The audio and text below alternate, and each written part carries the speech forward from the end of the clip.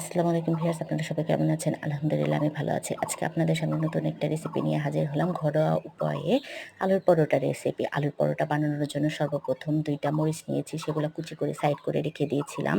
তারপর নিয়ে নিব চিলি ফ্লেক্স, সেগুলো আমি হাত দিয়েই মাখিয়ে সাইড করে রেখেছি। তারপর নিতে হবে সজের গুঁড়া, সামান্য মরিচের গুঁড়া, সামান্য হলুদের গুঁড়া আর স্বাদমতো লবণ।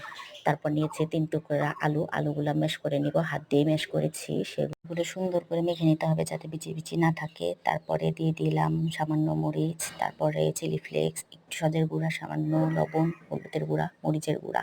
তারপরে এগুলা দিয়ে মাখানোর পরে দিয়ে দিব আটা। আটার পরে পরিমাণ মতো পানি দিয়ে সুন্দর করে মেখে নিতে হবে। তারপর মাখানোর পর হয়ে গেলে ৫ মিনিটের জন্য আমি রেস্টে রেখে দেব। তারপর রেখে দেওয়ার পরে লিচি করে কেটে নিয়েছিলাম, সেগুলো আমি বেলে দেব।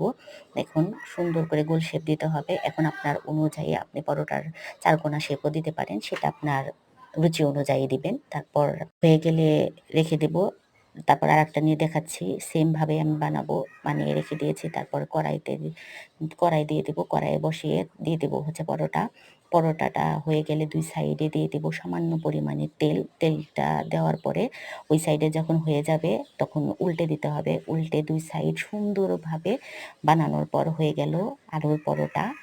আলুর পরোটা এরকমভাবে কে ঘরোয়া উপায়ে বানাতে চান এবং আমার ভিডিওটা কেমন লাগলো অবশ্যই কমেন্ট করে জানাবেন। আল্লাহ হাফেজ।